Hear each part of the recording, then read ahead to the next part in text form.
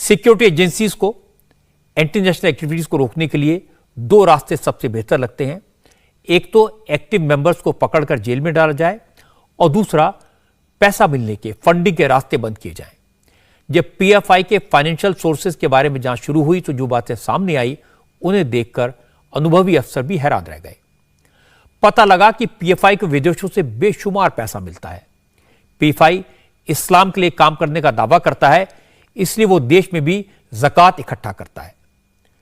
इसे पीएफआई ने अपनी आमदनी का सबसे बड़ा सोर्स बना लिया है। जानकारों के मुताबिक पॉपुलर फ्रंट ऑफ इंडिया के बड़े नेता अक्सर गल्फ कंट्रीज का दौरा करते हैं। सऊदी अरब, यूएई, कतर, कुवैत और इराक जाते हैं। पीएफआई के नेता टर्की का दौरा भी कई बार कर चुके हैं।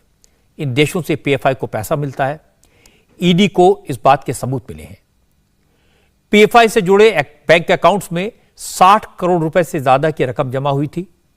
इनमें से 30 करोड़ रुपए तो कैश में मिले, यानी संगठन का बैंक बैलेंस किसी कंपनी से कम नहीं है। पिछले महीने ईडी ने पॉपुलर फ्रंट के 22 बैंक खाते फ्रीज कर दिए थे।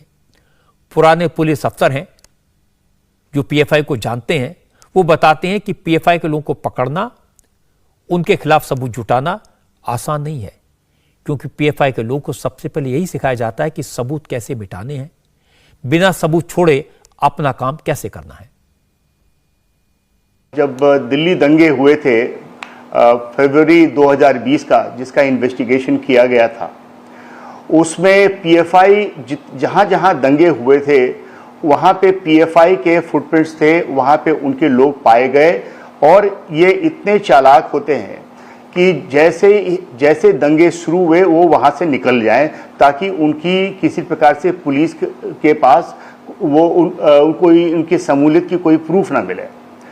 मैं आपको बताना चाहूँगा कि पीएफआई बेसिकली पहले साउथ इंडिया में ज़्यादा एक्टिव थी।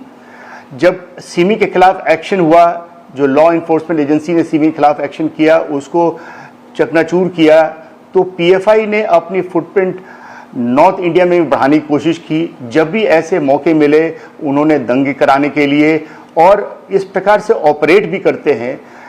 इनके जो ऑफिस बेयरर्स हैं वो उनके एक छोटे कार्यकर्ता भी होते हैं। एक ऐसे ही किसी इन्वेस्टिगेशन में जब उनके पीएफआई के ऑफिस में जब गए तो एक छोटा कार्यकर्ता जो कि वहाँ सफाई कर रहा था वो पाया गया, जो कि वहाँ के प्रेसिडेंट के नाम से था। ये बैंकिंग चैनल का इस्तेमाल नहीं करते, ये मोबाइल फोन इस्तेमाल नहीं करते, ताकि इनकी फुटप्रिंट कहीं मिले। आज की रेट पर